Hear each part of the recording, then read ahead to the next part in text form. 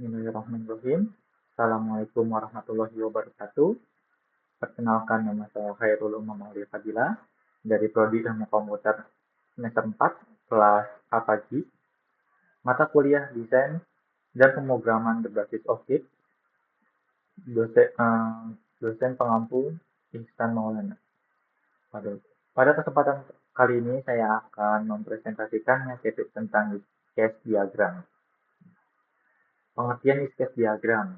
Use case diagram adalah salah satu jenis diagram dalam Unified Modeling Language atau UML yang digunakan untuk menggambarkan interaksi antara pengguna atau aktor dan sistem dalam menyelesaikan suatu proses atau fungsi.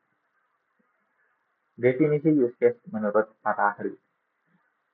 Menurut Bosch dan Rombaugh dan Jacobson tahun 2005, use case adalah deskripsi urutan interaksi antara sistem dengan aktor eksternal yang menghasilkan suatu hasil yang bernilai.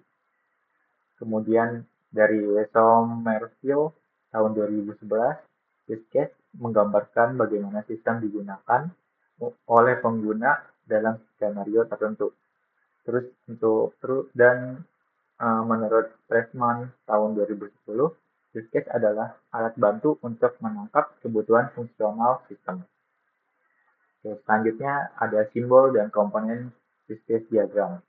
Komponen pertama dalam use case diagram itu ada aktor atau pengguna atau sistem eksternal yang berinteraksi dengan sistem. Kemudian ada use case, diagram interaksi spesifik untuk mencapai tujuan, dan selanjutnya ada sistem, perangkat lunak atau sistem yang sedang dikembangkan. Kemudian ada simbol-simbol, yaitu ada aktor, terus dependensi, generalism, include, extend, association, system, use case. Untuk gambar nomor 1, untuk gambar aktor itu memspesifikasikan himpunan peran yang pengguna mainkan ketika berinteraksi dengan use case. Terus ada dependensi, itu hubungan di mana perubahan yang terjadi pada suatu elemen akan mempengaruhi elemen bergantung padanya, elemen yang tidak mandiri. Terus ada generalization atau yang disebut dengan hubungan di mana objek, anak atau dependent berbagi pelaku dan struktur data dari objek yang ada di atasnya, atau juga disebut juga objek induk. Terus ada include, yaitu mempresifisikan bahwa use case sumber secara eksplisit.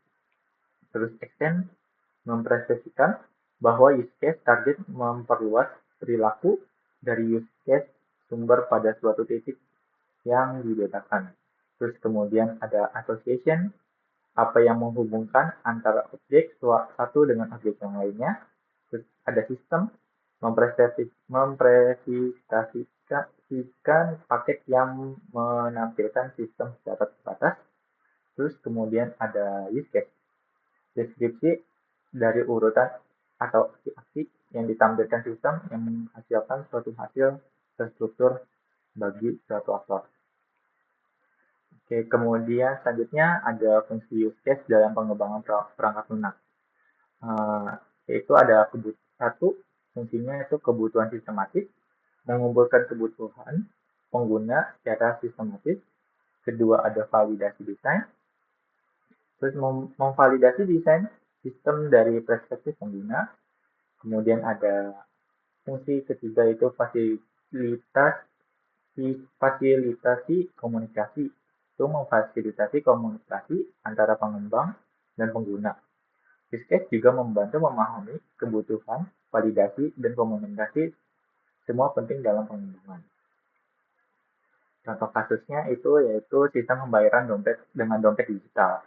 Di sini ada aktor atau pengguna aplikasi, terus use case yaitu melakukan pembayaran, deskripsinya yaitu pengguna membuka aplikasi dompet digital, kemudian pengguna memilih menu pembayaran. Selanjutnya pengguna memasukkan data pembayaran seperti nomor tujuan, jumlah, dan lain-lain. Sistem memverifikasi saldo dan detail transaksi, kemudian sistem mengirim konfirmasi dan menyelesaikan transaksi. Selanjutnya ada manfaat use case dalam pengembangan perangkat lunak. Satu, pemahaman kebutuhan, peningkatan pemahaman tentang kebutuhan pengguna. Kedua, pengurangan risiko, yaitu untuk mengurangi risiko kesalahan dan perubahan yang mahal. Dan ketiga, ada kualitas, yaitu untuk meningkatkan kualitas perangkat lunak secara keseluruhan. Use case juga meningkatkan pemahaman, mengurangi risiko, dan meningkatkan kualitas. Ini sangat bermanfaat. Selanjutnya ada langkah-langkah membuat diagram use case. Langkah pertama dalam membuat diagram use case yaitu identifikasi aktor. Siapa saja yang terlibat, siapa aja yang terlibat gitu. Terus kemudian tentukan tujuan. Apa yang ingin dicapai dari use case tersebut. Tuh. Seperti tadi untuk pembayaran menggunakan dompet digital itu untuk membayar suatu transaksi. Nah, terus kemudian ada yang ketiga yaitu gambarkan interaksi. Bagaimana mereka saling berinteraksi antara aktor dan sistem. Itu bagaimana saling berinteraksi. Oke, selanjutnya itu kesimpulan. Use case diagram adalah alat penting dalam analisis kebutuhan sistem yang membantu menjelaskan bagaimana pengguna berinteraksi dengan sistem secara fungsional dengan memahami simbol, komponen, dan cara penyusunnya.